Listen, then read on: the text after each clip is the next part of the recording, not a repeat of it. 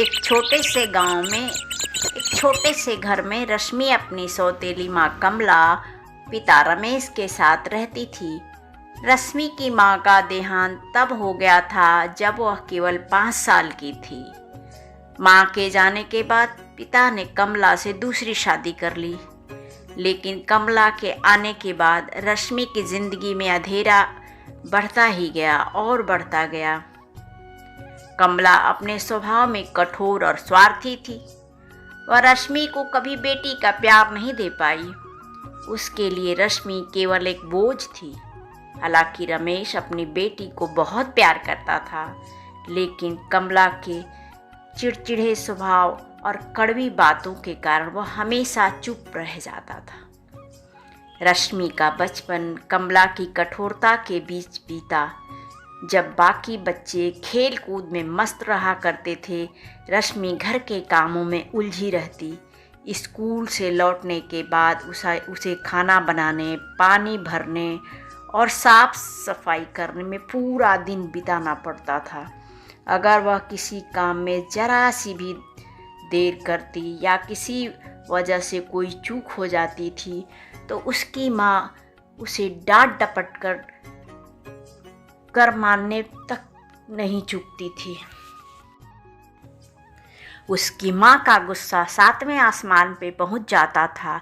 उसे बुरी तरह से डांट फटकार लगाती थी, कभी कभी तो मारने तक से भी नहीं चूकती थी। एक बार की बात है, रश्मि ने अपने सहेली के साथ एक शादी में जाने की इजाज़त मांगी। कमला ने साफ मना कर दिया और उसे काम में लगा दिया। उसकी सहेली ने कहा, रश्मि, तुम हमेशा घर में बंद क्यों रहती हो? कभी अपनी मर्जी से भी जीने की कोशिश किया करो। रश्मि ने हल्की सी मुस्कान के साथ उत्तर दिया, मेरी मर्जी की परवाह यहाँ कौन करता है? रमेश यह सब देखता रहता था, पर कुछ कहने की हिम्मत नहीं जुटा पाता था। वह जानता था कि यदि वह कुछ कहेगा तो कमला से उसका घर में बहुत बुरी तरह से झगड़ा हो जाएगा। वह अक्सर रश्मि को समझाते हुए कहता, बेटी, थोड़ा सब्र कर लो, वक्त के साथ सब ठीक हो जाएगा। रश्मि अपने पिता से बेहद प्यार करती थी, लेकिन उसकी चुप्पी उसे अंदर ही अंदर तोड़ रही थी। वह सोचती, क्या माँ की तरह पिता भी मुझसे दूर हो गए हैं? रश्मि सभी कामों में बड़ी होशियार थी। पढ़ने में तो वह इतनी तेज थी कि अपनी क्लास में अव्वल आ जाती थी। उसे किताबों से बहुत लगाव था, क्योंकि यही उसकी दुनिया थी जो उसे रंगीन बनाती थी। वह किताब के पन्नों में अपने सपनों को खोजा करती थी। अपने क्लास में वह सबसे अच्छा काम किया करती थी। उसके पास किताबें नहीं होती थी, फिर भी अपने दोस्तों से किताबें लेकर वह क्लास में ही पढ़ लिया करती थी। उसके इस काम से स्कूल की शिक्षिका संगीता रश्मि की प्रतिभा को पहचानती थी और बहुत ही खुश रहती थी। उसकी हर तरफ से मदद करती थी। उन्होंने उसे प्रोत्साहित किया और कहा, रश्मि, तुम्हारे पास दुनिया को बदलने की ताकत है, कभी तुम हार मत मानना। जब भी तुम्हें कभी मेरी ज़रूरत होगी तो तुम मुझसे ज़रूर कहना। संगीता की ये बातें रश्मि के दिल में घर कर जाती थी।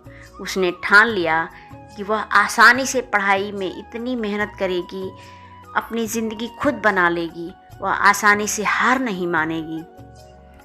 जैसे जैसे रश्मि बड़ी हो रही थी, कमला को डर सताने लगा कि कहीं वह अपनी पढ़ाई पूरी करके स्वतंत्र न हो जाए। नौकरी चाकरी पा जाएगी तो वह मनमाने ढंग से रहेगी। उसने रमेश से समझाया, रश्मि अब बड़ी हो रही है, उसकी शादी कर देनी चाहिए। पढ़ाई लिखाई में पैसा बर्बाद करने का क्या फ़ायदा? रमेश ने थोड़ी हिचकिचाहट के साथ धीरे से कहा, अभी तो वह केवल 17 साल की है, अभी बच्ची है, अभी उसके शादी का समय नहीं हुआ है। लेकिन कमला ने कड़ाई से जवाब दिया, अगर तुमने मेरी बात नहीं मानी तो देख लेना, मैं इस घर में नहीं रहूँगी। कमला के इस दबाव में आकर रमेश ने रश्मि की शादी की तैयारियां शुरू कर दी। जब रश्मि को यह बात पता चली तो उसके पैरों तले तो ज़मीन ही खिसक गई। उसने अपने पिता से कहा, पिताजी मुझे अभी पढ़ाई करनी है, शादी के लिए मैं तो तैयार भी नहीं हूँ। लेकिन रमेश ने मजबूरी में कहा, बेटी मैं तुम्हारे साथ हूँ, लेकिन मैं कुछ नहीं कर सकता हूँ। लेकिन रश्मि ने मन ही मन ठान लिया कि वह हार नहीं मानेगी। उसने अपनी समस्या में संगीता से कही और उनसे अपनी मदद के लिए गुहार मांगी। संगीता दिल की बड़ी ही दयालु थी, वह रश्मि को बहुत प्यार करती थी। संगीता ने उन्हें से कानूनी सलाह दिलाने की, मदद करने की कही और उसकी पढ़ाई जारी रखने का वादा किया। जब कमला को यह बात पता चली कि संगीता उसकी मदद कर रही है तो उसने रश्मि को खूब धमकाया। उसने कहा, तू अगर मेरी बात नहीं मानेगी तो तुझे इस घर से निकाल दूंगी। रश्मि ने आंखों में आंसू भर करके अपनी माँ से कहा, माँ मैं कोई बुरा काम नहीं कर रही हूँ, बस अपनी ज़िंदगी संवारना चाहती हूँ। कमला ने तीखे स्वर में कहा, तेरी ज़िंदगी की कोई मुझे परवाह नहीं है, तू बस मेरी बात मानेगी। इस संबंध में रश्मि ने अपनी माँ के बहुत हाथ पांव जोड़े, अपनी माँ से बहुत बात करने की कोशिश की, लेकिन उसकी माँ को तो उसका परवाह ही नहीं है। उसने उसकी एक भी बात नहीं मानी। रश्मि ने अपने जीवन को संवारने के लिए घर छोड़ने का फैसला किया और मिस संगीता से इस संबंध में बात की। उसने अपने सपनों को पूरा करने के लिए गांव छोड़ने का फैसला कर लिया। मिस संगीता ने उसे एक छोटे से शहर में हॉस्टल में व्यवस्था करा दी। वहाँ उसने अपनी पढ़ाई जारी रखी। कई सालों की मेहनत के बाद और कठिन परिश्रम के बाद रश्मि ने मेडिकल की पढ़ाई पूरी की और वह एक अच्छी डॉक्टर बन गई। उसने अपने संघर्ष को अपनी ताकत बनाया और खुद को साबित किया कि वह कुछ कर सकती है। एक दिन जब रश्मि को पता चला कि उसके पिता गंभीर रूप से बीमार हैं, तो वह गांव लौटी। रमेश ने अपनी बेटी को देखकर आंखों में आंसू भरकर कहा, मुझे माफ़ कर दे बेटा, मैं तुझे वह सहारा नहीं दे पाया जिसकी तुझे ज़रूरत थी। रश्मि ने अपने पिता को गले से लगाते हुए कहा, पिताजी आप मेरे सबसे बड़े सहारा थे, आपने मुझे हमेशा सहने की ताकत दी है, आगे बढ़ने की प्रेरणा दी है। कमला यह देखकर के बहुत शर्मिंदा हुई।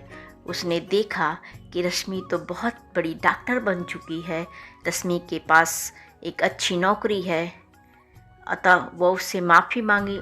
मैंने तुम्हारे साथ बहुत गलत किया है, तुमने जो किया उस पर मुझे बहुत गर्व है। रश्मि ने मुस्कुराते हुए कहा, माँ बीता हुआ वक्त कभी नहीं लौट सकता, लेकिन हमें आगे की ज़िंदगी को बेहतर बनाने की कोशिश करनी चाहिए। रश्मि ने अपने गांव में ही एक छोटा सा अस्पताल खोला जहां वह गरीबों का मुफ्त इलाज किया करती थी। अब उसने गरीब लोगों की सेवा और मजबूर बच्चों की मदद करने का कोई अपनी ज़िंदगी का उद्देश्य बनाया। अब वह दूसरों की मदद करना उसका उद्देश्य रह गया था। उसने साबित कर दिया कि संघर्ष और मेहनत के बल पे हम मुश्किल को भी पार कर सकते हैं। तो देखा है आपने, चाहे कितनी भी कठिन परिस्थितियां क्यों न हो, कितनी भी कठिनाई क्यों न हो, आत्मविश्वास और साहस से हम हर बाधा को पार कर सकते हैं।